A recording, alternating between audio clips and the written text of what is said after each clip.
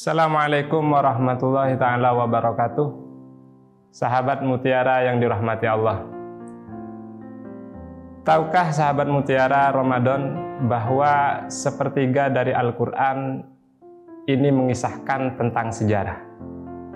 Oleh karena itu, kisah-kisah dan sejarah bisa menginspirasi semua usia. Ada di bagian anak-anak, kita suka dengan cerita tentang Nabi Musa yang telah membelah lautan. Dan ada juga dari para kalangan muda yang sangat menggemari kisah tentang kehebatan Nabi Daud. Juga para ibu-ibu yang begitu sangat cinta terhadap kisah dan pesona Sayyidatuna Maryam. Juga ada para ayah yang begitu mendapatkan inspirasi teladan dari kisah Nabi Ibrahim alaihissalam. Kali ini kami akan mengisahkan tentang The Stranger Avenger dalam sejarah Islam. Tentu, sahabat Mutiara Ramadan tidak asing lagi dengan istilah tersebut. Dalam dunia fiksi, The Stranger Avenger merupakan gelar yang diberikan oleh para fan Marvel untuk Thor, Spider-Man, dan lain sebagainya. Ketika ia menjadi tokoh kunci di dalam film Avengers Infinity. Setelah 10 tahun lamanya, Marvel membuat film-film yang beradaptasi dari komik. Dalam sejarah Indonesia pun, kita mempunyai The Stranger Avenger yang sering kita dengar dengan sebutan Hos Cokro Aminoto.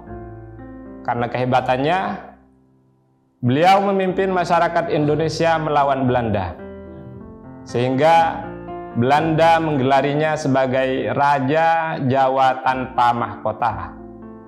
Sebab itu, ia memang bukan dari keturunan para raja-raja di Jawa, tapi suaranya tersiar di seluruh penjuru dunia. Tentu mereka lebih hebat, bahkan sebagiannya memiliki julukan yang sangat gagah yang mampu membuat siapapun bergetar hatinya ketika mendengarkan julukan tersebut. Contoh, sebuah kisah yang diriwayatkan oleh Imam At-Tabari ini. Pada suatu saat di peperangan Yarmuk, seorang panglima perang yang gagah berani, perkasa dan sangat pemberani, yaitu Jos Theodor, yang saat menghadapi kaum muslimin yang begitu gagahnya sehingga ia penasaran siapakah orang di balik pasukan muslim yang tidak kenal takut dan gagah berani. Karena pertempuran berlangsung nyaris sepekan, dan itu menunjukkan kepada orang-orang Romawi betapa hebatnya kaum muslimin. Dia pun penasaran dengan cerita itu dan ingin mencari tahu siapa orang di balik tersebut.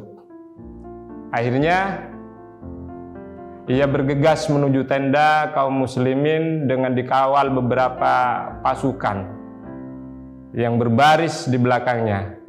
Sehingga ia meminta kepada kaum muslimin untuk menghadirkan orang di balik tersebut, panglima besar kaum muslimin yang sudah menjadikan kaum muslimin begitu hebatnya.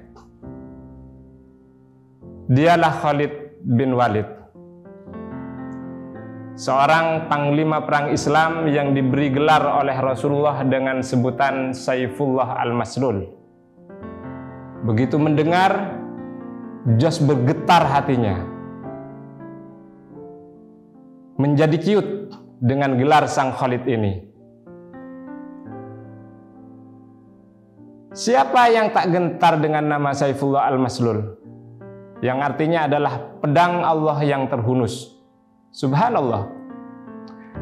Ia makin yakin bahwa lelaki gagah perkasa di hadapannya ini adalah manusia yang istimewa sekali. Kemudian ia bertanya kepada Sayyiduna Khalid, bolehkah aku bertanya satu hal padamu, wahai Panglima?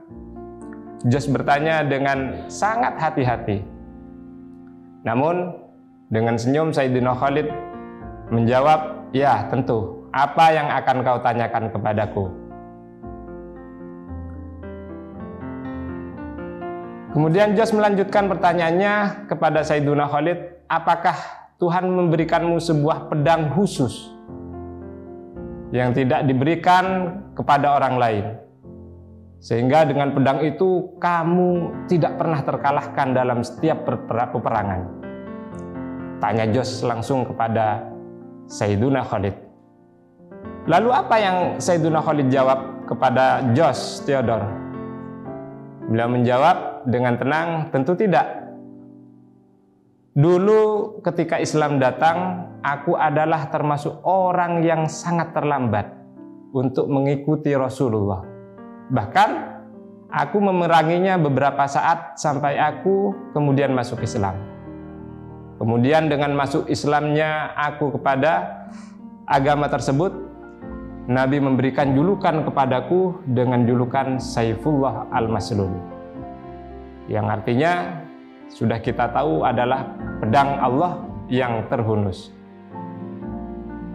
Diam sejenak Theodor mendengarkan jawaban dari Sayyiduna Khalid, kemudian melanjutkan, baik, seandainya jika nanti aku masuk Islam, apakah aku bisa menjadi orang sepertimu? Tanya Jos terhadap Sayyiduna Khalid. Dijawablah dengan tenang oleh Sayyiduna Khalid, ya, betul. Karena Islam menjamin kemenangan bagi mereka yang beriman. Jawab Sayyiduna Khalid. Singkat cerita, kemudian Jos masuk Islam. Kemudian dia melakukan sholat sunnah 2 rakaat dan ikut bertempur dengan Sayyiduna Khalid melawan pasukannya sendiri, sebelum akhirnya dia syahid sebagai mujahid Islam.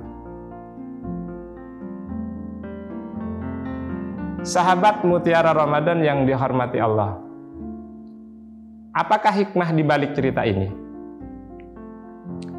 Ada hikmah yang dapat kita ambil pada kisah ini, bahwa sebagai seorang muslim, jangan pernah kita menghakimi seseorang dari masa lalunya, dan jangan menghukumi seseorang karena keadaannya hari ini. Betapa banyak penjahat besar berubah menjadi pahlawan di akhir hayatnya. Betapa banyak seorang maksiat yang mati dalam keadaan husnul khotimah disebabkan dengan hidayah Allah. Karena segalanya memungkinkan bisa terjadi jika Allah berkehendak, dan Allah mengatakan kun, maka jadilah hal-hal yang tidak pernah kita bayangkan. Demikian, wassalamualaikum warahmatullahi taala wabarakatuh.